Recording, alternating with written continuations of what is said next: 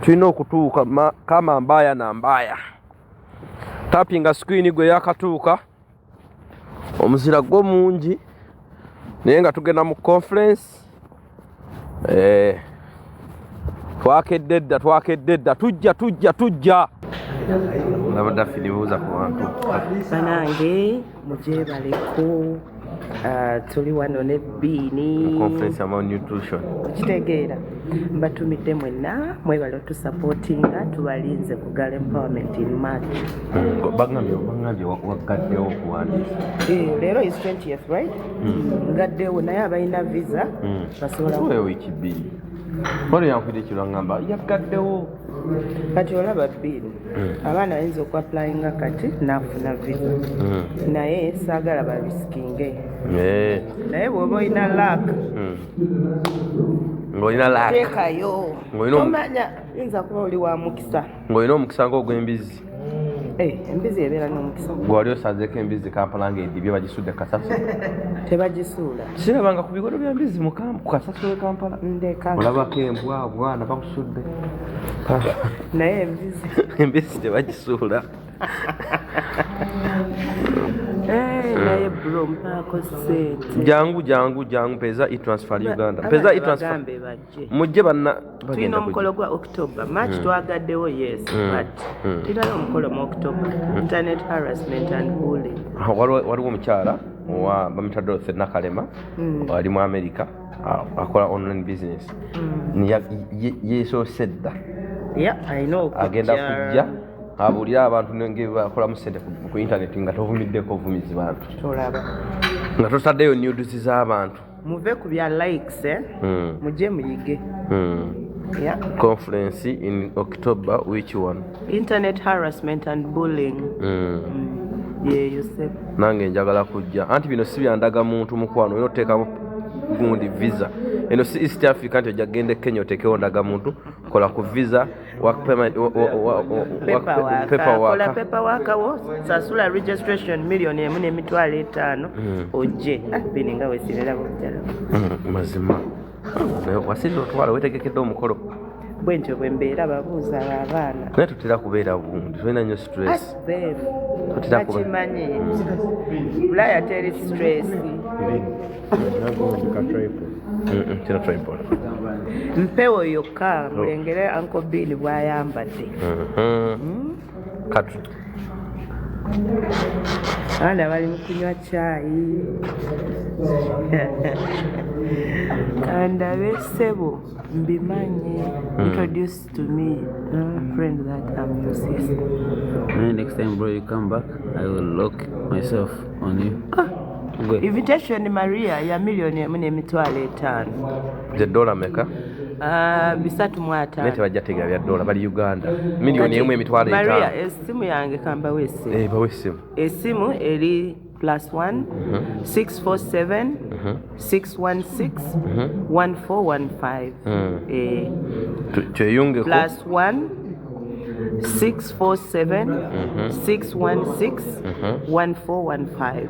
Bw'oba oyagala invitation oyagala twogere ku bintu ebikwatako conferences nkubira oberenga wetabamu nkubira. Osobola n'okunfollowinga wano kwendi bagiyita Taj TAGI Taj ekyana. Oberenga okola ki enamba osobola kulaba n'ebintu byonna enamba tugiddemu muti no 647 616 1415 naye osoosa +1 anti bajja kudumira eyo bateekeko birala +1 647 616 1415 naye abaana gibatayipingira shani gita can't start comment eriwa shani gitayipinge ono ajja bijjako anaatera otujjako bino ogenda tujjako tuleke mbenga atasoma Canada comment eri wano weti yino tekako +1 647 616 1415 ya kihimba nogamba kimbwenu banangi ndi ato nation ndia bin kihimba kibaswa luzungu tibaswa no tibaswa luzungu ako kijanja ako bi toko kibaza ntikihimba nobo osegwire tikakirebaga nnyo nobo osegwire mukubi muno enamba yo mu kisindika ko WhatsApp kati nga tukyaliwo tumanye nti muri serious. Hope to see you in October. Yes, Maggie. Katonda ngakutereddemu obwangu. Hazima. Madame Dodo wono tutuse. Gami muchere mugutekeko, temuteka musubu. Ubumode mboteke bali. Tuyingide mu conference katubage kigenda mu maaso. Kwatia kumala okujja ko jacket. Nange nanyumye. Wanyumye. Amdodo nkanyumye. Cha bambaza. Ani abambaza? Ani atwambaza? Shali Karungi what? Bajita Karungi House of Fashion. Executive Director ali wano. Happy birthday Napoleon. He's not feeling well. Microphone is ajirina. Hey. Thank you. Thank you. Bini yangu ya samanyira kubeera mu kamera.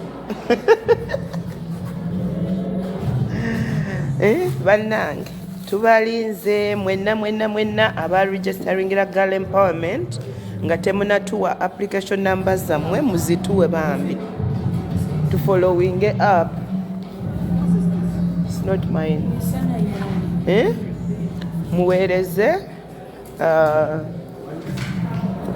application numbers zammwe to following up for you. Babaddemu mu planning okujja. Yeah. Tulieno. Whose is it? It's for bin? No, this is an earbud. Oh yeah? Banange bini akyayambala. Unaze. Bini esape olowooza ogyetaaga. Togyetaaga. Ekikofiira tokyetaaga kati. Naye biri bintu byo. Katulabe dreads. Bini yasibye dreads bannange. Mumugamba ajeko kihaati. No, that's okay. Looks okay. Is it okay? Looks okay.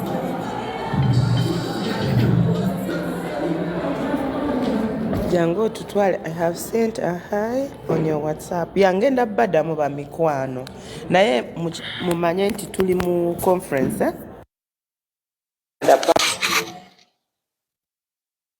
Yeye namba ya. Musobola n'okunfollowinga ku tag. Ya tag ekyana kweri. Mulabe video zaffe n'emikolo gye tuyina. Olabe ogukusaana o applying.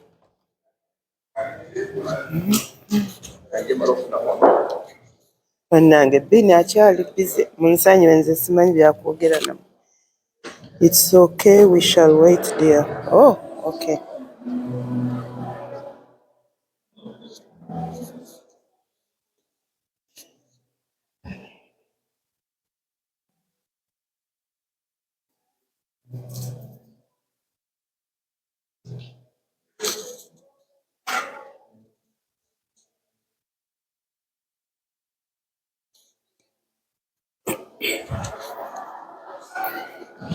Hi. Hi. I know, right? I need to do the tea and coffee break.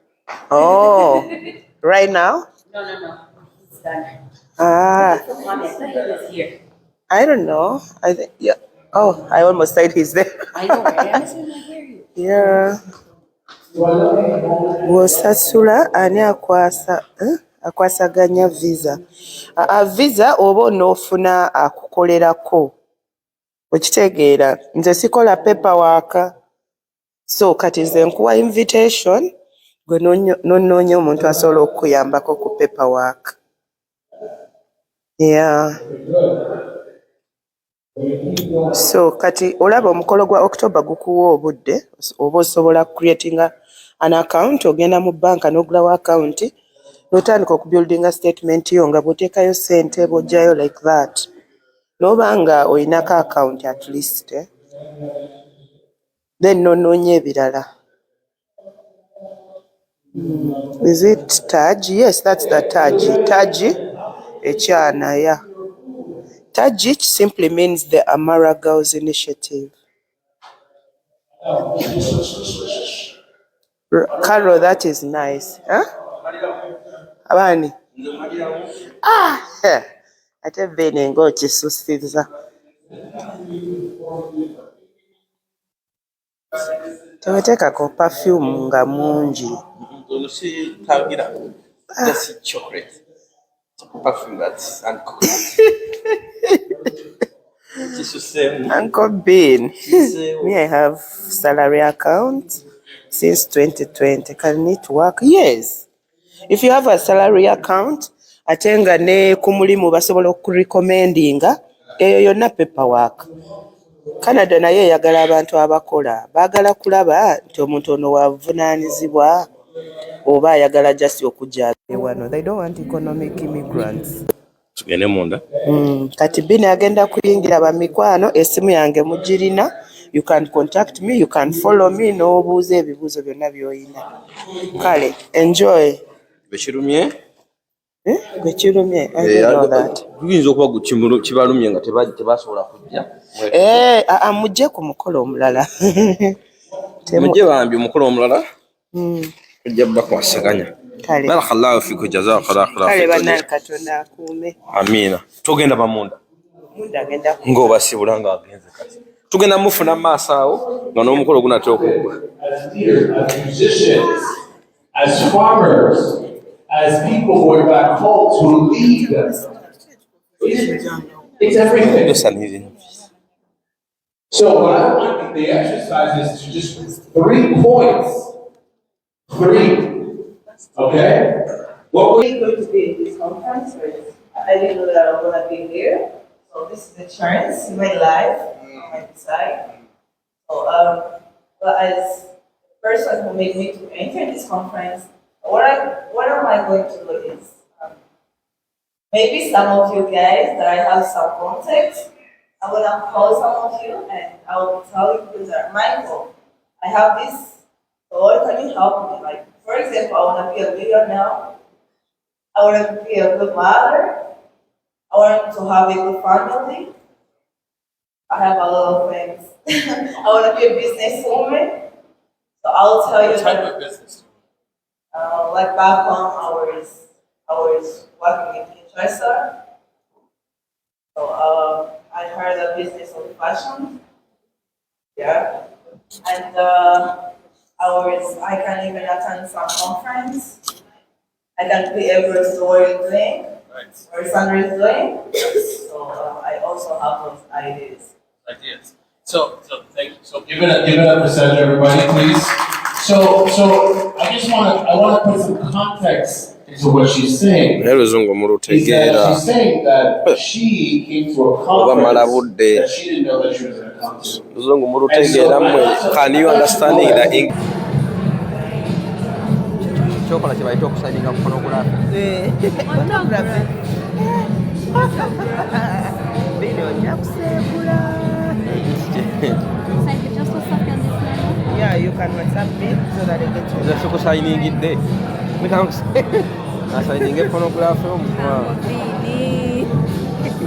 Mukaweefube okukendeza n'okumalawo ebikola eby'okuvoola oba okutyoboola eddembe ly'omuntu omulala olinga yeeyambisa omutimbagano. The Amara Girls Initiative bateeseteese olukuŋŋaana olugenda okubeerawo buli mwaka olwa Annual International Conference on Internet Harassment and Bullying 2024 nga lugenda kubeera wansi w'omulamu ogugamba nti Cyber Stalking, Gender and Computer Ethics n'ekigendererwa eky'okuteeka ekkomo ku bikolwa bino. Olukuŋŋaana luno lugenda kubeera okuva ng'ennaku z'omwezi 11 okutuukira ddala ng'ennaku z'omwezi 12 omwezi ogw'ekkumi 2024 awo ku Woodbine Banquet and Convention Hall 30 Vice Regent Boulevard, Toronto, Ontario. Osobola okuddukirira enteekateeka eno nga weefunira early bird ticket ku $350 zokka ez'e Canada. Abakiise okuva ebweru zijja kuba $450 eza Canada. Olwo ate abanjagadde okufuna emidaala n'okwolesa zijja kuba $850 ssaako ne $200 eby'abatuuze b'e Canada. Okumanya ebisingawo tukyalireko ku mutimbagano gwaffe ogwa www.theamaragirls.org ne ku email info@theamaragirls.org oba okube ku +1 647 616 14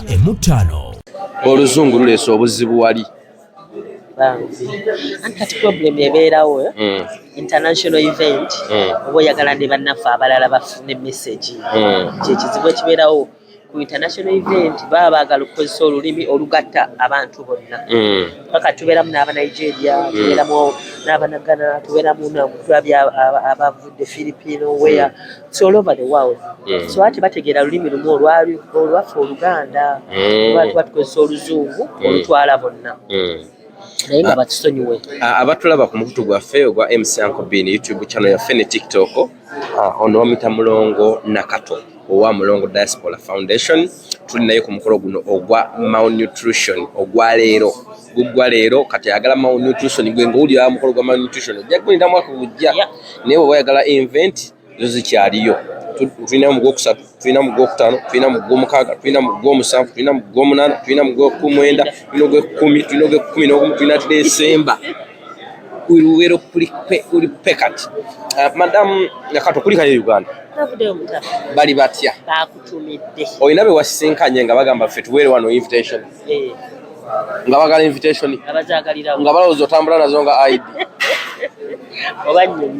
oba nnyonnyola kakati tulina conference egenda obeera mu gwokutaano eya mental health bakutumidde bizonto bonna bakutumidde bali batya si basanyufu kubanga bali bamanyi ogenda bocha nabocheza era nange nembaga ebyennaku zino tebikyaliwo etike sente wuno yaŋŋambye yabateereddeko dda nasindise obubaka naŋŋamba mbateereddeko kisuula aliwa namutumye vidiyo bwe nagiraba nagamba namuteereddeko eggulo era nabagamba nakubira nalaba vidiyo nemukubira kisuula nemugamba babizonto muteereko miliyoni 4 bali bana miliyoni 4 bwebali nnyo ebalire ddala naye naye nabagamba tebikyali byantwalira bino buseereza oli afunye akanamba watudde oba nawe otudde tina nakutumira nnyo yabimpadde bali mubende yagwako accident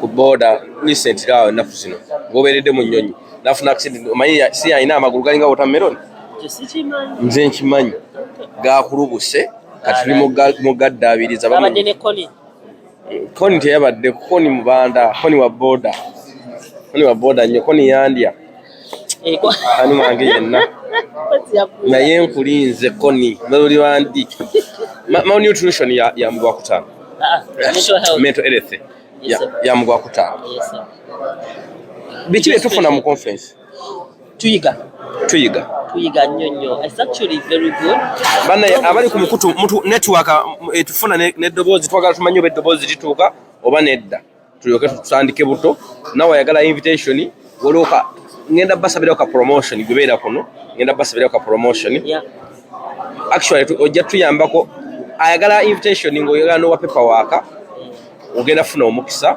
Madam Nakato mfunyi so mutubulire banne voice kyekyo tubatwale maaso tusimbule embalasi mutubulire nti eddoboozi lyo wandikawo mu comment oba likinge otugambe nti eddoboozi kyekyo twagala tutandike ono Mulongo Foundation Mulongo Diaspora Foundation International kwekiri ekina kuba international kubanga bwogenda Uganda ogisangayo bwojje Canada ogisangayo Nigeria mulinayo sobuli wa everywhere nze njagala kukola soko ombulire eddoboozi kwediri oba nedda tutandike tusimbule embalasi ebyo byonna ebibuuzo emugenda bibuuza naye musooke muteekeko eddoboozi ngende kwediri oba nedda temutukooya please kino kye tukola mwoyo gwa ggwanga bano bonaaba bano baamalayo agendako e Uganda nalya kasujju alinganza kati nabadde mu America yesterday vuliya mukkiriya kyekyo obadde ki tuli ba planned kid kakati gundi mental health tufuna ki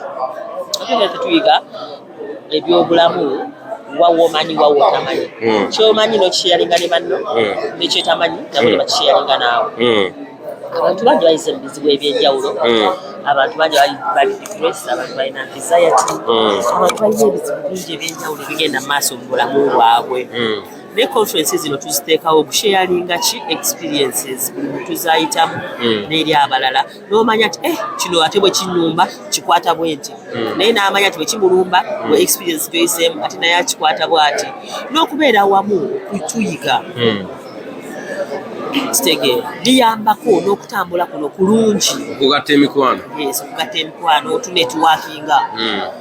Nofuna emikwano mu nsi yonna. Kisoboka bulungi nnyo. Kati njogera nammwe wano. Abamu temumanyi tibalabangako abasinga. Naye bwe mundaba. Ate n'ontuukira no nga mulongo. Nina ekibanda ky'emmotoka. Ne wano waliwo ayinza okumpeezanga emmotoka ne mu kusasula mpola mpola. Nebo bavenda. Nina amatooke. Kati bwe nze mu mitingi yo nina amayinza okugulanga amatooke ga Bannayuganda n'ensujju ne Canada. Nti gatuusize wano. Kwatagana ne bano. That is networking. Birungi nnyo omanya ebintu bingi nnyo. Kubanga era omiitinga abantu bangi nnyo. Always omukisa ogw'okwetaaga n'ogukozesa. Nze ngamba nnyo abantu bw'oba oregistering for conference tulina kusasula n'ofuna visa. Please attend that conference. Kiba kirungi nnyo. Kuba some people bamanyi obutattendinga naye nga si kirungi. Eri organizer first of all. Naawe eri gwe. Kyoba naawe mutima ojja kulya ng'olyazaamaanyiza. Gwe ojja mu conference gyetabeemu. Gyetabeemu. Kuba ennaku ziba bbiri. Ogenda kufuna by the way nekyotomanyi. By the way bw'ojja mu zino ensi kino kiba nnyonnyole maama. Nti bw'ojjira mu conference n'odda bibyo n'oteetaba mu conference. Oba osubiddwa nti waliwo abantu abayinza okukuyamba ku nsonga ezimu ng'ate obalese wano. Ate ne wayita omwezi n'ogamba kale nze natuukira eno n'enkola bwe nti n'otandika otusumbuwa. Bw'ojja mu conference mubamu abantu bangi. Mubeeramu balooya, mubeeramu abasawo, mubeeramu ba officers ba migration oluusi olina gamba oyo n'omulaba abakiti. Waliwo abantu abali e Dubai, waliwo mikwano gyaffe egiri e Kata, waliwo mikwano gyaffe abali e Saudi Arabia ng'agamba mulongo njaga kujja mu conference sina visa ye Canada netaako gisaba omwaka gwange gwakawera gumu nina contract ya myaka 2. How do you do? Nkoze ntya nso biteeka muwano ku laptop ne applying leo neteka biometric sange nezikolere egundi eno oba nina kukwate nezi Uganda ne bankolerako invitation ino jimpanga ndi Uganda invitation ngisanga ku dduuka wa agent akola paperwork oba tugikuweereza ku email yo. Waliwo eyambuuza nza ne FedEx ne gamba ensonga lwaki tukusaba email yo kubanga tusindika ki invitation. Ekirala bannange mucheckinge emails zammwe please kuba decision eyo bagikuddiramu ku email. Basaba invitation ne batakebya nakubya n'agamba bannange eza invitation yange tonnagimpa nga wagifuna dda ffe mulongo diaspora 2 to 3 business days invitation yebe kutuuseeko kaso registering registering nze leero olwokusatu ojja kuba ng'ogirina if not Tuesday oba Monday. Bw'oregistering olw'omukaaga olwokusatu oba ne Monday latest invitation yebe kutuuseeko ffe tuwa 2 to 3 business days. Bw'oba tokebedde kati oli ajja n'aligisteringa dda weeks 2 ebabigane mugano ogirina era ngenda nga mulanga kigenda kunaku z'omwezi gweziti invitation yo bakola ki bagikuweereza. Lwaki bayinsisinga nnyo okukebera emails kubanga bajja kuweereza details bakugambe nti noki kebera ki poto yo otegeera bagamba nti kebera olina message mu account yo ojja kujja ku email then ogende mu account yo ya IRCC okole ki ofune message yo nga bagambe weleza akatabo akaviza kitegeera. So bw'oba tokebedde tojja kumanya olaba bw'osuubwa okugenda okugyayo visa yo ng'oza tebannakuddamu so please check.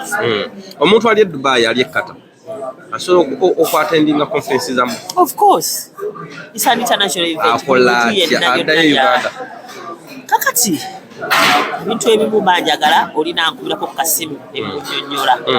Omuntu ng'ali Kata afune enamba yo? Yes. Omuntu ng'ali Dubai? Yes. Eri +1 416 835 8174 okubireko WhatsApp nnyonnyole kubanga ebintu ebitesobola binnyonnyolerawo. Kituufu. Ebintu ebimu byatwekisize. Yes. Nga n'oba osaba visa era omala kuggulawo poto tebajja obisanga nga babitimbye ku makubo. Exactly. So otuukirira awo bekikwatako n'oba ng'okikwatako enamba giddemu eri +1 416 835 8174. Invitation bagambye ya sente mmeka? Invitation ya $5 ebya Canada. Yogera ku sente za Uganda kubanga bambi bano tebaasoma bulungi. $1,300,000 Milioni mwe mtwala. Osobola okuregisteringa ng'oziteeka ku mobile money number era nkikuwa. Bagenda essimu eri y'okufunirako. Eri plus ke kabonero k'okugatta kyogenda mu Luganda. Plus akabonero k'okugatta. Oba akasalaba ka Yesu. Emu. 4 6 8 3 5 8 7 4. Oyina ekyo tugamba ekirala? Yes, tulinawo ne conference endala eya mu September eya drug abuse egenda kubeerawo mu September okuva nga 2 mpaka 22. Naye registration zigenda mu maaso nsobola okubawaako mukulu wa sanayogera n'abannyonnyola ku conference eyo. Kojja jangu soko otumonyolemu. Kina teyamba laptop, I don't know what's happening.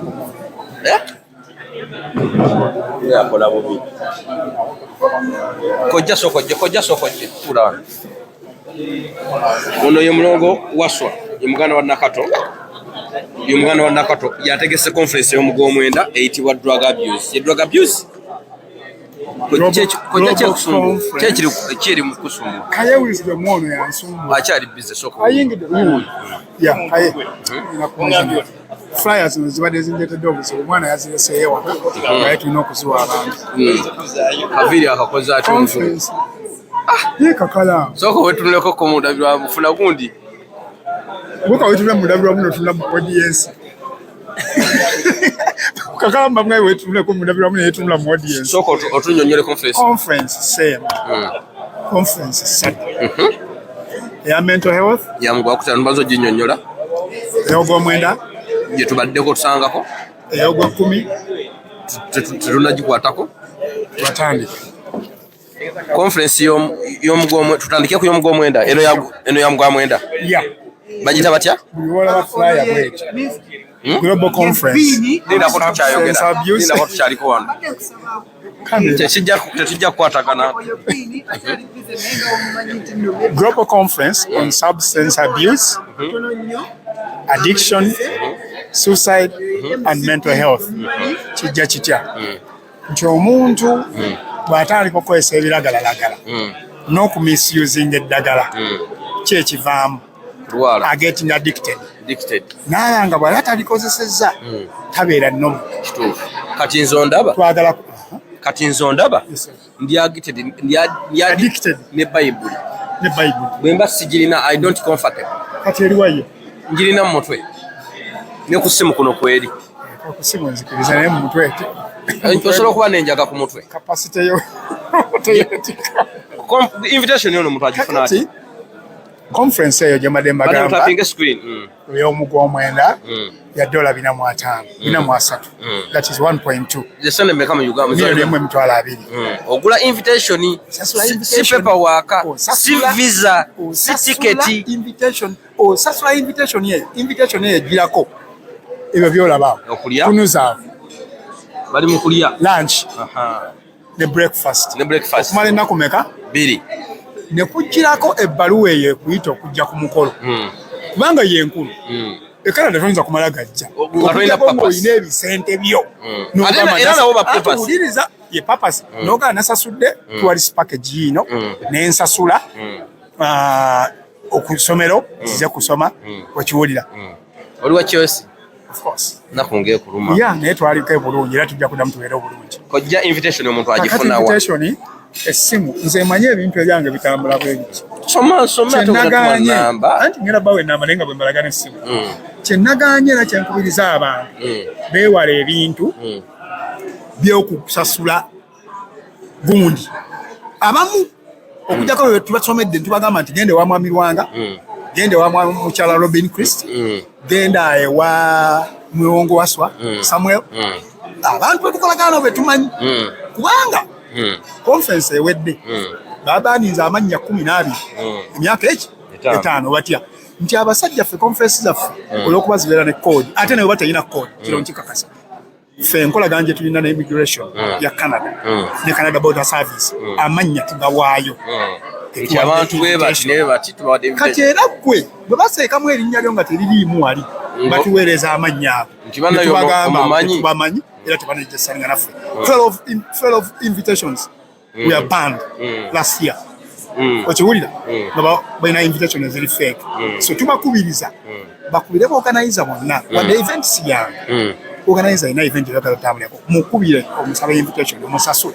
oba yaddodo oba yannakato oba yaddafini gwe mukubire togigula mu ba agent nakato talina conference Mulongo Diaspora Foundation conference nange waso singa conference African Canadian conference inachi conference why organization sifa abantu kubira abakwatagane organization exactly oba baddukanya organization Katonda ine ebintu byakola ebinyiza naye Katonda talina nsobi gyakola Katonda wange oli musajja mugezi kaki ekinjira bwe nakugamba kaki ekinjira kamagezi njagala oyongere otekemo oluzungu ndi mukusoma te kati nze best student sinna kimanya I'm a best student of the class kola era wanyamba n'okikola I'm a best student of class in Canada kye kintu kye nagamba kakalamu nti agambye damu namba ya Canada njagala okole ki osome soko damu namba kintu kye nagambye kaye njagala tachakwata nze mumanyi emyaka kaye mulabidde emyaka ana tachakwata nze kitamu kaye n'emyaka 5 mu 3 tukati asoma nayogera nammwe okuba konvinsinga okujja wano si bwe kiri naye nabagamba ng'ekintu eki kusoma nze kati kaye musinga obukulu naye nga nasoma waliwo akusaba ennamba y'essimu linda kojja linda katono ennyamba eri 0701 51 8000 ya WhatsApp eyo teri ku WhatsApp yogere ya WhatsApp kubanga kyo omuntu ate eno lwaki njibagwa yeno gye wasasulirako ne ssente soko omuntu nga tanasasula ssente asooka kwogera naawe okay ey'okwogera nange ono wuuno yakubye edda n'okkuba bannange gijjeeko ono ye mwami director munnange akola conference soko osome ennamba y'essimu eya WhatsApp eri +1 647 740 51 9151 giddemu 6 +1 647 740 1951 ya WhatsApp kati bw'ofuna eya WhatsApp kitegeeza osobola okuwa okumuwa ennamba y'okuteekako ssente nga maze okwogera anti era yeno y'okuteekako ssente era naye basobola ogikubako direct ab'Uganda obutabakalubiriza bajja gikyusa Uganda Ntambi yagambye mukodomi wange mulaba kati lyeri eddalu kati abayo bakiyita batya biini mu bugwenyifu wali ondabye nkola wali owuliddewo nga njogera ku kyessabo oyogera ku ddiini njogera ku ddiini bw'olaba ng'omuntu kati ekyo tokyewakana nnyo lwaki tulabyeko abasumba balina obubokisi ne kati Ntambi content yamubuze fe twabagamba nti yabadde wannamulirwa vidiyo nagikutte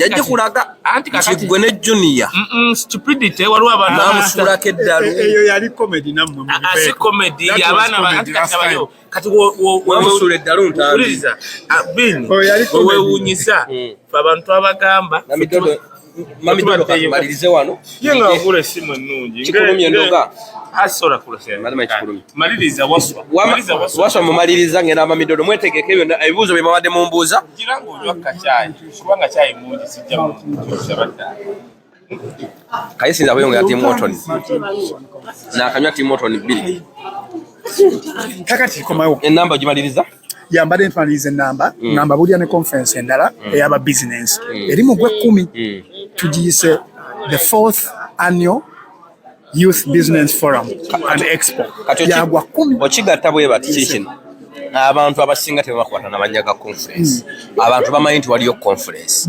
kwata bukwasa essimu mugambe njaga kwetegeka mugwe 10 ntambula oba mu December oba mu January oba mugwe mwezi wekuti gwaswabe nga akikola ki akubuulira ekiddako conference eriwo oba gyoyinza otambuliramu n'ekyokukola +1 647 740 1951 Are you an African living in the diaspora, America, Canada, UK, Australia and Germany? You're still working 2 to 3 jobs, working long hours, overtime, weekends and holidays, no time to spend with your family? It is time to take charge of your life. Introducing online business. Work from home or anywhere in the world. Spend time with your loved ones as well as working at the comfort of your home. You don't need any experience. We have coaches coaches to take you through step by step. Don't be skeptical. This business is legit. For more information, visit www.d-flux.com or WhatsApp or call on +1 925 214 3563. Online business.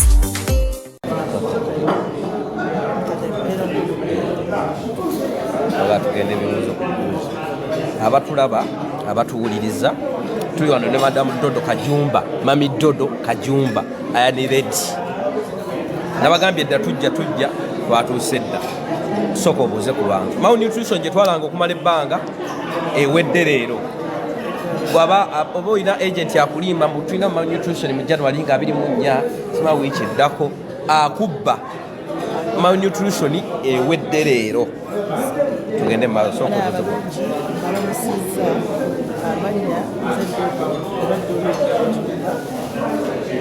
Kajumba oliyote mwana wamaawe ndiyo kulungi mwenna abatulaba mbalamusiza mwebalire ddala kubeerako ate nabankobeni bebaza webale bitambuza ekigambo kyabwe okusosowaza abantu bategeera malnutrition oba kyekyo ekigambo tubalanga just watwagala era n'ebiruma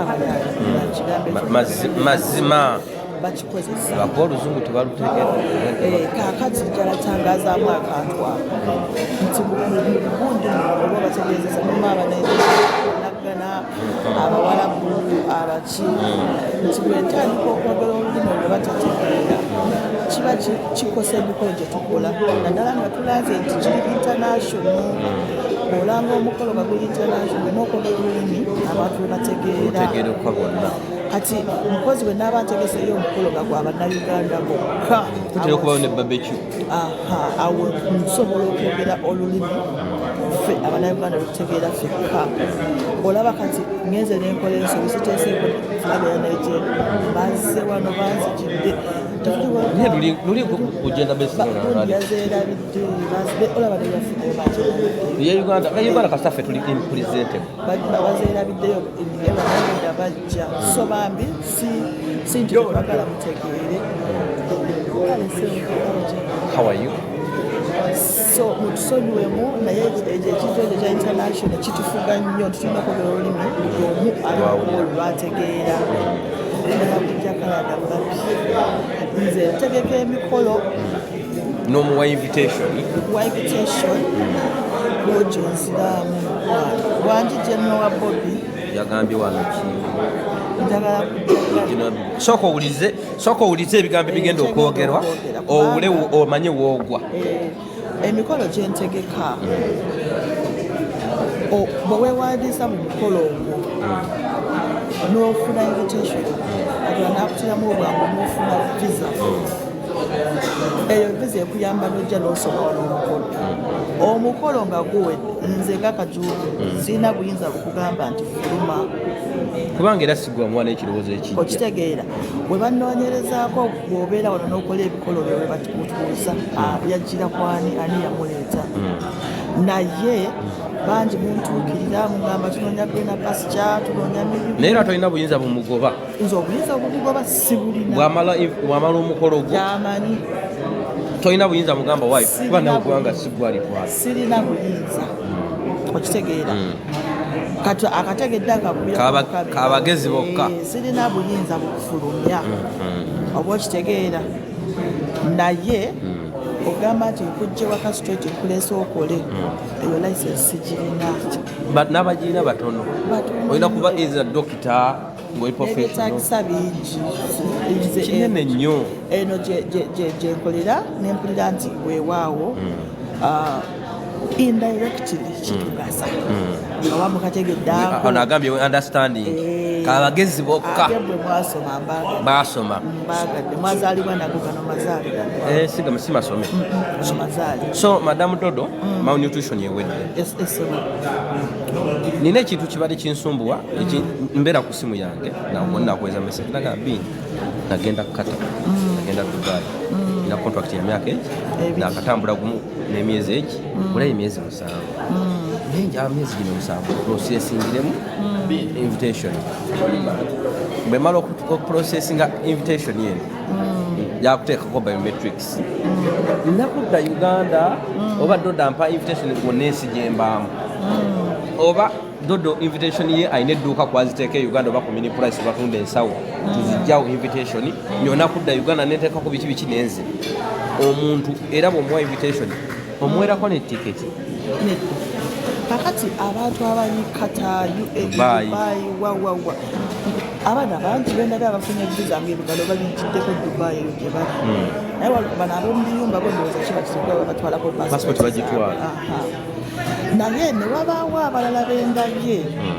bwe bateekako waliwo abalala nga bateekako ebipapula byebyo byokka ebye Dubai eyo gye bakolera n'atateekako ebyewaka yadde n'akalabako abantu babiri nga babagamba omulimu gw'olina gyewa of country of residence gy'obeera ebeera nga gyosula ebyobugagga by'olina eyo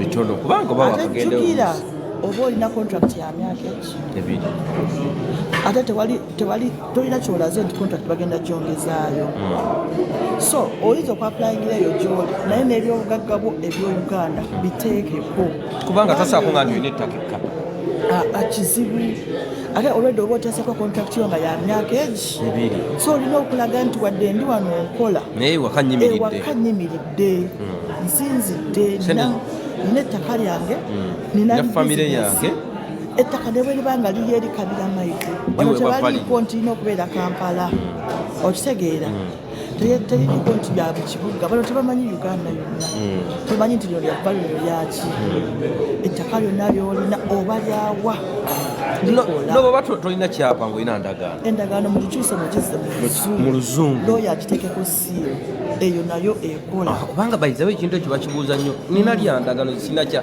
ate na processingira ekyapa ki bakiteeke mu luzungu bateekeko siiro ya looya okitegeera kati okwogera ku mikolo gyemuna engeri malnutrition gyewedde abantu bangi oluusi bannanga ne bagamba muli bafere butujjako ssente embolo nekitabeerayo banange mujja kunjulira kyova olaba mbadde wali nga mperezanga ngamba abantu omuntu ajja ku TV oba ku social media nagamba ntegekedde emikolo emyaka 10 naye nga tolabangako kifaananyi nere nakisunga nalyo likola onagainina milioni 2 ku akaunti yange baka statement kati ekya baka statement ekyo njagala nkitangazeemu mugenda ne mukwata sente mutudde ettaka ne mutunda ettaka ne mukwata ssente bilioni kageza 3 gwa ne musuula ku akawunti ne muweerezaayo bank statement eyo ne mugamba eyo bank statement nzito eriko ssente zimala bank statement mukwano gye beetaaga erina okubanga ebadde ekola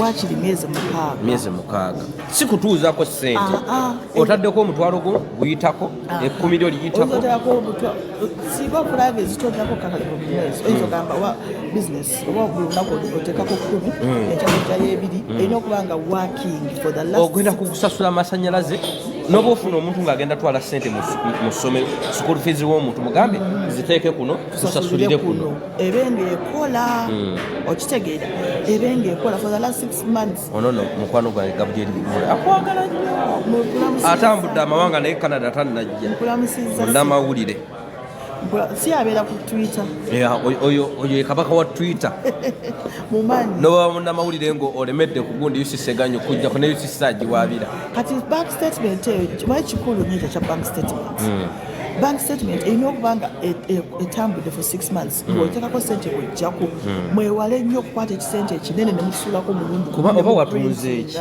baba bategedde nti gwenyingizayo si nnungi zakugwira wandibanga ofunye ne looni n'ozisuulako okwo okitegeera baba baagala kulaba ono omuntu ayimiridde atya financial gundi ye eri etya afuna ssente buli mwezi awakitegeera alina sente zaspendingako olina obuvunaanyizibwa bw'ogulako ebintu kubanga eno bazungu tukozesa kaadi baba baagala kulaba working then balance asembayo wansi asembayo wansi alina okubanga jjukira bweba okolageza application olina okuteekako tickets olina okubukinga tickets togisasudde just ticket booking oba olaga kale nti ogenda kujja kangeze 2 January oddeyo nga 3 January ezo nnaku mmeka 10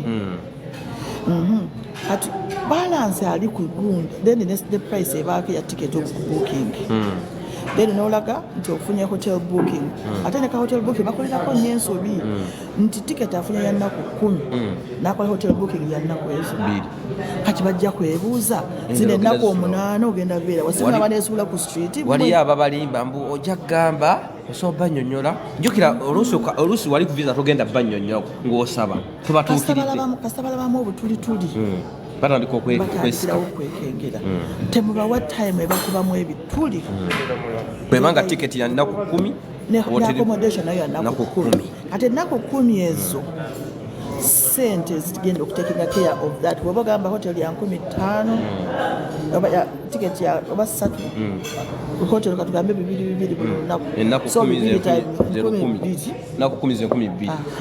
so 13 gattako 15 then balance alina okubeera ku account alina okuba ngeze 15 ate nga account yo bw'ozijjako ezo esigala nga si nkalu ulina okusigala kuba tebaagala trip yo esuze family yo enjala bagala kulaba nti sente zisigaddewo ezinaalabirira boolese e Uganda. Kino kinnyonnyodde bulungi ogambye otadde wali ebipapula byo mu kuteekayo ebipapula byo olaze nti nno tiketi ya nnaku 10 ya 10 hotel booking ogibuukinze ya $200 ogenda mali nnaku 10 ze $10 zesinse 15 kyokka otuleetedde akawunti kuliko 14 oba 3 ogenda kuguza sente ziri ku akawunti tezimala kugula tiketi then ne family gyateeseko nti alina abaana 5 ogenda balekera ki ekitegeeza ku akawunti yo waakiri wali eri mu kusoma akakalo k'abagezi wali eri mu kusoma mu kuteekayo abaakuyambyeko akawunti agisindikayo ng'ewerako ogumu ekitundu teri domanti nti booleseewo akafamire gy'olaze bajja sigala balya nti wano n'obamu wegombyewo ekintu ojja kigula ate n'ekirala baagala mujja mu nsi yabwe musipendinge musaasaanye ate bw'ojjanga oli kukaguwa bw'ogenda kuyiga ne negative balance ola bajagamba kati ate ono emmere anaagijja kubanga olwo TTC anaagirinnya atya lwaki ateekamu nnyo okufuga ng'asigadde mukalu afuna ki nnyo afunamu ki ennyo muleme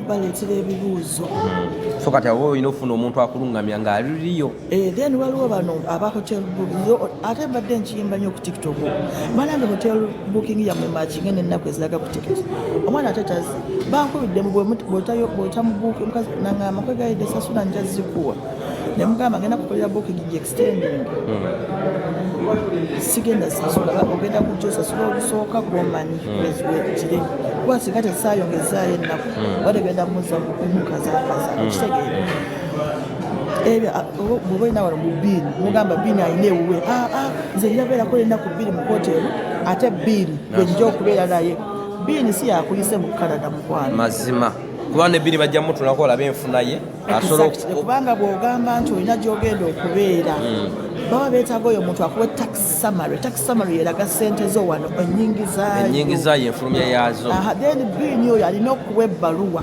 nti owaayo n'omuntu mumanyi era bw'anaabazze ku musomo guno ajasulako ennaku zino 2 ku hotel then zino nze ajja omusuza ku address eno ate abantu abasinga eyo ebbaluwa batya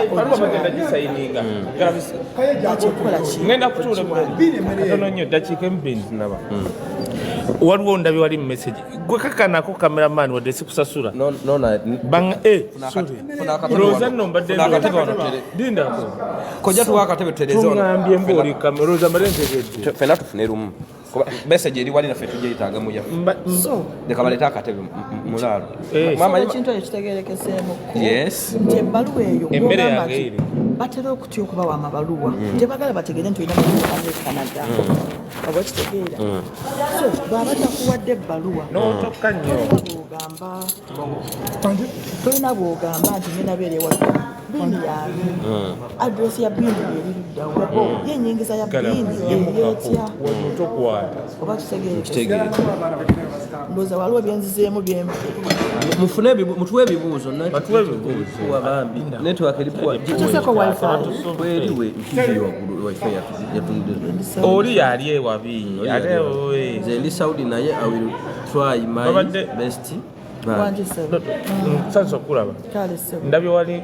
gundi wasawadde annyonnyola conference endala wagambye July wagambye Juni nga musanvu paka mwenda okay nga musanvu paka mwenda eyo climate change n'ekyenda then wabawo agriculture ne horticulture yagwa munana nga gwako njagala kino kyenjagala onnyonnyole tulina abantu abamu nga balina ekyejo naye batereko deadline bannange oba ojja mu Juni kyandibadde kyamakulu noba nga ate si mwezi ekinene ennyo ogwokubiri oba ogwokusatu ng'otaddeyo empapula zo. Just I wanted you to speak about that kubanga ndabye waligira bakibuuza ku kundi eyo dodo gwaba kinyonnyola n'abinyonnyola bajja kuŋŋamba kaye weyitiriza what immigration kankwe advised good immigration etugamba abantu mubawe invitation within 12 weeks to the event 12 weeks to the event weeks omwezi gwa wiki emyezi esatu oba kitegeera mu myezi esatu egyo omuntu aba asobola okuapplyinga visa okitegeera bagamba make sure abantu baapplyinga within 12 weeks era ekintu ekyo nkyala kiteekamu mu email zenteekako nga nsindika amabaluwa naye lwakuba abantu batuukira ku baluwa email board ne batagisoma ate mubaamu information y'amaanyi mu email board omwo mubaamu n'akagambo aka eligibility okoba okamunikirako aka eligibility kalaga criteria kalaga supporting documents zeweetaaga omalomuwa invitation ku email gyemuwa kubako akagambo the applicant must pass the eligibility test kati ako eligibility kabako ne osobola okaklikingako ne bakutwala ku page ya immigration ekulaga what you need to be eligible naye kati abantu batuukira ku invitation naga ngifunye na kasitafuna invitation byaba batayagala kumanya naye email board yebaamu information ate beni edda abantu nga wafuna invitation abanga atuuse naye ebintu kati byakyukamu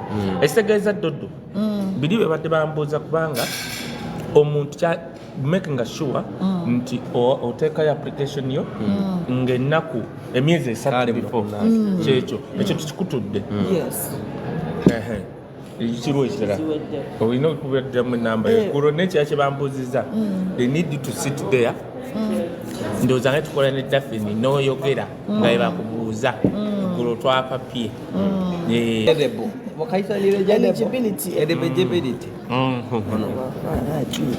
kakati nga bwobadde ombuuziza emikolo waliyo semakolo gender based gwe mukolo gwaffe omunene oguyingira mu December omukolo ogwo twagukyusa ne tugujja mu September gwalingawo mu September naye katwaguza mu period waliwo the 16 days baziyita ennaku 16 mu nsi yonna mwe balwanyisiza obutabanguko mu maka so kirowooza theme eno tugimuvinga ne tugiteekamu eyo good it makes more sense era ye event yaffe esingayo obunene naye ne gino tetugambe mitono naye ye major events kansooke nyingireko munda mulongo jangu tulekukola emmere ngiresaawo nze eyange nzijja kale kakati abatulaba njagala obampeere tubawe email tubawe essimu yange eri +1 647 929 0340 +1 647 929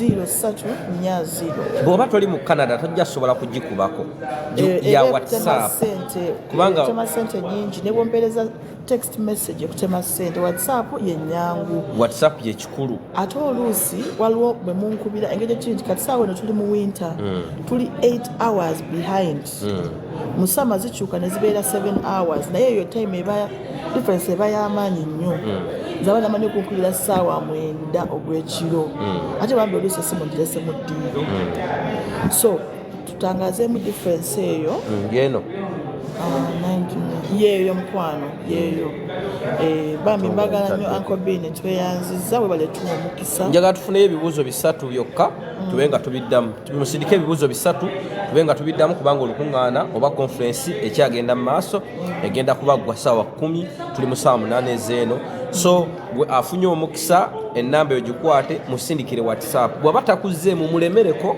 kubanga n'abasima golodi tebamujja ku ngulu ogumiikizibwa ne bakuddamu bw'osindika message ne batakuddamu ne batakola reply please retry another wamma tomazeeyo okunnyonnyola abantu ku bya bank statement kaye kavuyo nayingirabo ekya bank statement badde manyi nkitangazizzaako katugenda kiddamu bank statement eyo tekinyuma kalengeza omutunze ettaka lyo n'ofuna obukaddewo 40 n'obusuulako omulundi gumu awo batobalaze ennyingi zaayo ey'ensimbi zo baba bagala kulaba ebolaze wakubye eddiiro babagamba yo kikyaliko oba nedda awo tobalaga busobozi bwo obusobozi babwasesinga okumala akabanga bagala kulaba obeerako n'akakadde naye kakola buli mwezi kale wayingirawo akakadde buli wiiki wayingirawo emitwalo 10 ate zifuluma alina ennyingiza asaasaanyako oba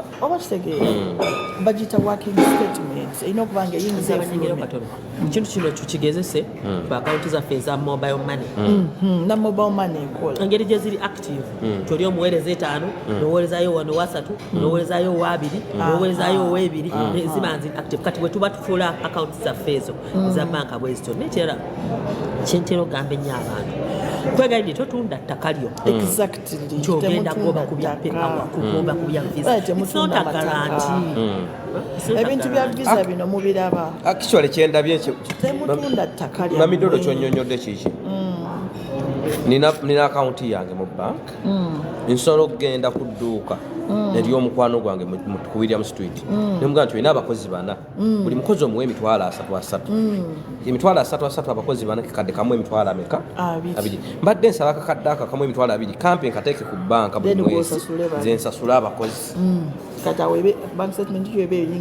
gwe wapi otekengamu emitwalo 5 gye banaakusalanga gundi naye nga gomanyi kyozimba okusinga otunda oguntu n'ogusuulako n'otwala ebaka statement ebeera ya myezi 6 waakiri abo baba bategedde enyingizayo n'enfulumyayo then abalina employment abalina employment mutekeko the pay slip zammwe kwe babasasulira yes nazo zikola okitegeera kuba ebeeraga oluusi payslip okwo kubaako ne statement ne balance wa NSSF kati ekyo kya NSSF balaga nti olina asset oba okitegeera ebeeraga nti olina asset ate nga olupapula lumu lwogedde omusaala gwo lwogedde employer ku payslip okwo ne lwogera ne NSSF balance kitegeeza olina omulimu oli wa buvunaanyizibwa olina ne savings omu NSSF ekyo kya bugagga eyo asset ne mobile money account ekola nayo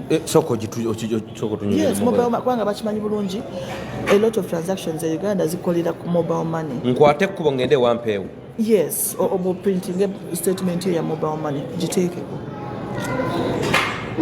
kale bantu balina mobile money kuba agula data buli lunaku asasula amasannyalaze asasula amazzi gamba ne sente zigendako gwe bawa sente empererezaako mu kyalo gwebiki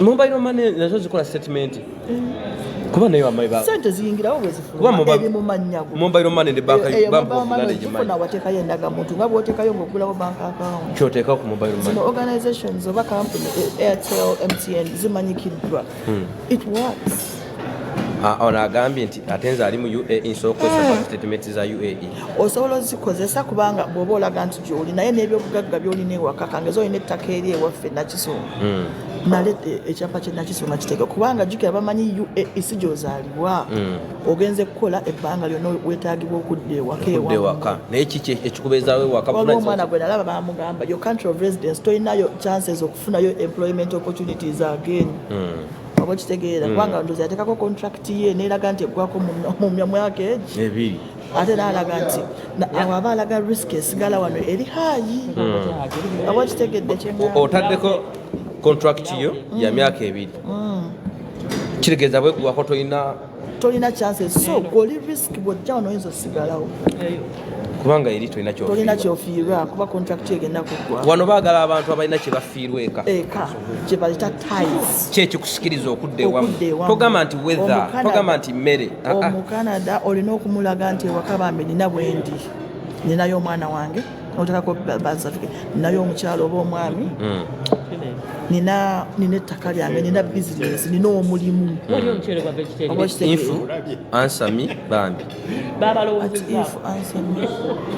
how much do I need to book conference ya $4 eby'e Canada oba $1,200,000 age Uganda yeah bala ngenda kudduka kimanyi bagenda tuddiremu enamba essimu n'abayagala okusasula conference kwaziteeka kati okubiri ogenda kunyamba onnyonnyolaako aka how much is needed okubeera balance tugize oteekako bundi oteeseko tiketi ya $3,300 oteekako hotel nga ogenda tiketi eraga nti ogenda mala wano ennaku 10 hotel booking ya $200 buli ennaku 10 ze 12,000 eze Canada nzija ze Canada ze 15,000 yes ate tosobola teekako bank statement ng'eraga nti olinawo 10,000 oba 14,000 nga ziri wansi jukira tiketi eno bw'oba osabumiitinga kyobala bakusaba tiketi ne booking baagala kulaba ogenda saasaanya sente meka okutambula n'okusula ezo sente ozirina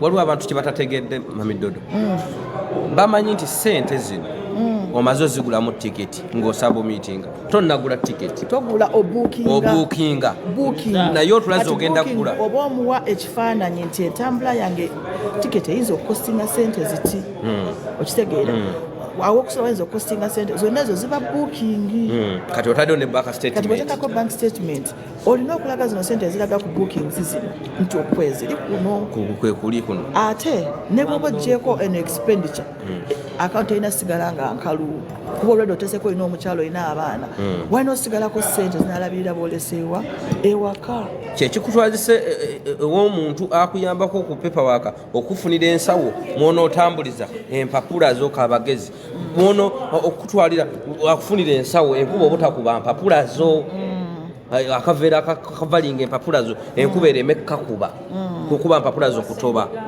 kyekikutwala ewagundi oyo n'akutegekera so kakati omuntu bwe baba basabumiitinga ebintu naawe tunulako ogambe ne bank statement nga sente eziriko tesaana kugula tiketi entwala ekintu ekirala tulina abantu naddala kati abagenda ne bafuna ababeera pepakinebiki empapula ze bakutereddeyo obimanyira wabula kituufu otuuka ku kisaawe bakugamba ozzeŋŋaani zize mu conference ogamba ozze mu conference kati oluusi ne weerabira n'ogamba nzize nga musomesa naye ng'oli yakuteerera nti oli musomesa abantu tebamalina conference waliwo ze bembuuza najiraga bini watu bateddeyo naye babanyimye visa n'omugamba katwale poto sinza agirina wagira mu conference simanyi agenti yateerayo nze simanyi na conference n'omugamba kati oba kutuuka ku kisaawe wali olaga waliwo be basaba ne ID nagamba wano wagamba wali okola wano ID eriwo jukira nga otezeeyo kopi ya ID eri ng'ate bazirina nga bagamba visa yazze byonna tubabireke n'ekirala nsonyiwe kubayingira mu nnaku enzijukidde abantu ababakolera ku paperwork babawe logins zaabwe bannange babawe logins zaabwe ne email why are they holding them that is not fair bannange tusaba abantu abakola paperwork abantu bano muleke abeere logins gamba n'ekirala amanye nti banyimye oba tebanyimye naye ng'aliraba aliniza nga bamuwadde problem ebeerawo nti baba bakuholdings tosobola kuddamu nkesi bakudinayinze tosobola kuddamu kozesa muntu mulala kubanga exactly olina olwedde ebiti oli bye yateekayo ono omulala tasobola kukuyamba okujjako ng'ategedde ebiti bye yassaayo buli bambi tubeegayiridde mu bibawe ne email mulekera okukozesa mmwe ba agent muleke abaana bakozese nze bajja ne baŋŋamba invitation gisindike ku email yange ne mubuuza lwaki invitation nga olya bakozesa email ya agent gagamba invitation giweereze ku email yange ne mugamba sebo sigwe applicant mpa email ya applicant nedda nnyabo omanyi ne mugamba ewateriko applicant eno sigenda gifulumya kubanga sigwe gwempise ate madamu dodo njawo otumalire ekiro nga tonnagenda nti bwe bakumma visa olina okutegeera ensonga wakyaliwo chance okola applying abamu babaga nti bagikumye ngaddaka ng'akaaba ng'abivaako ogenda n'otunulira ensonga lwaki bagiteekako ensonga bateroteeka kati waliwo kino kye bateekako you don't have legitimate reason compared to your application, the details provided in your application, you do not have legitimate reason for travel.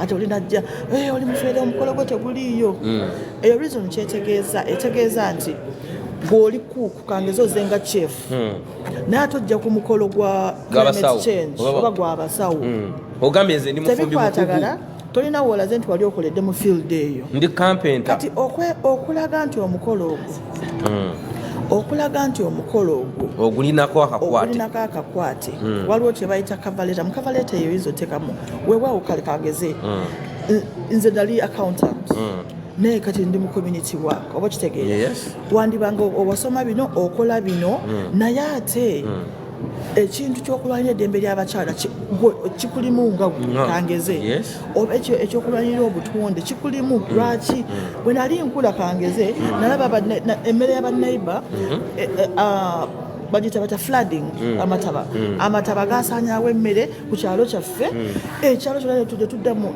enjala ekyeya nekigwa ekyalo kyona netutoba n'abaana netufiirwa abaana bangi okuva n'olwo neŋŋamba nze ngenda kitwala nganze omuntu njigirize abantu bano nti bannange tulwanire obutonde bw'ensi tetuddamu okubonaabona ogwa ku kizibu nga kiri kubanga flooding impact ya climate change for example emmotoka zino zetuvuga kaisoja nkulamusiza emmotoka zino zetuvuga ekyo ekikka ekifuluma mubadde mukimanyi nti ekikka ekyo kireeta climate change kati climate change yenkyukakyuka mu budde enkyukakyuka mu budde impact zaayo tezisosola kituufu nti zijja kukosa oli zireme okukosa oli kebere kale katugeze mental health teweta kubeera expert mu mental health kubanga gwe ng'omuntu naawe you struggling with mental health kati naku zino mbadde ntuya n'ebigere be doing it at voluntary level oyinza okuba nga okikolanga part time somewhere plumbing okuyingiriza ssente naye waliwo tewakola ng'olaba kati amataba buduuda tegakukosa bw'olaba nti abantu ebuduuda bafa owulira bulungi tekikukakatako olwogamba kale singa nsobola okugenda n'ensomesa bano abantu obudde bwange obweddembe nembasomesa nti bannange bwe mulima ennyo wano ne mutankubula wano kino kireeta flooding ate amayumba ne gagenda ne gafa zino embeera zonna tuziyitamu ng'abantu no matter your profession era nze muntu abeera ambuuza nakuba mu siniyafo kyeki omuzira bwe kale amataba bwe gajja gasosola nti nowa siniyafo ono waki nze saakoma mpifiri mbadde sikola mawulire mwenna gabatwala banange mbadde nsaba nziruke nga bagenda kuba ekifaananyi kya gundi bannange era kuba ekifaananyi kya gundi agenda eri mulumbe oli omunakenya yafiira mu accident mbaagala nnyo baswiti muzame badde bamusalira agala genda late nemugamba no kuba ekya group then ogende bamwetaaga bambi nja kudda I want to come in conference of gender based in November. Ku TikTok kwendi bagita at Doreen Kajumba. At Doreen Kajumba. Nsobola okujja munda oba enamba yange eri +1 mukaaga 4 7 9 2 9 ng'ogidduka nnyo +1 6 mukaaga 4 7 2 +1 mukaaga 4 7 9 2 9 0 3 4 sibe kiri +1 6 4 7 9 2 9 0 3 4 0 mbagala ne baswiti mukama abakuume katuddeyo baddiya mbagala nnyo katuddeyo mu conference bane oluzungu lubamenya yeno gye batakatondoza tusooke tukyajingemukko tubagala nnyo mwebali nnyo mwebalire ddala atajje mu mental health May bwakutana kati bantu bandibadde beteekateeka abantu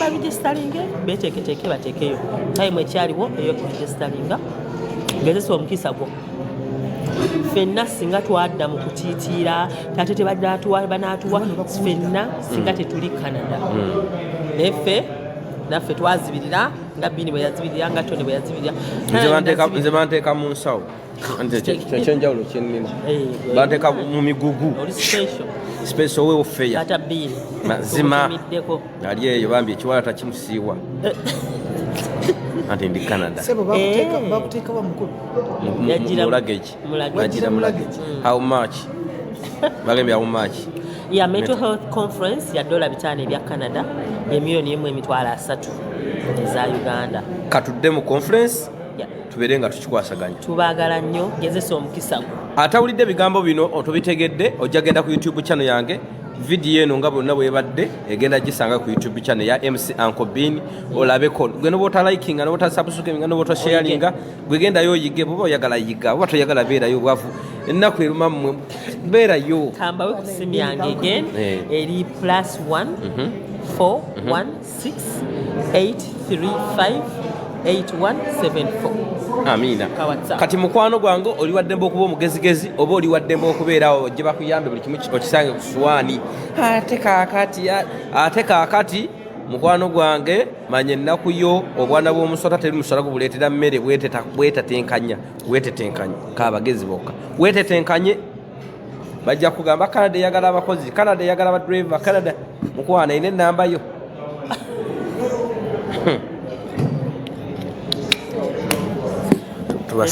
Talina nnamba ye bwenga we talina nnamba ye era owulira ne Uganda twagala abakozi naye mulimu egyo mulimu ogugo ennamba yeeyo tukatubasiibule Mukama abatuweerere ekiwummulo eky'emirembe abeebase kuwummula era omuntu asooka akangene empumulemu ekiwummulo mumanyi ki kuwummula kiri bakita rest in peace katubasiibule wano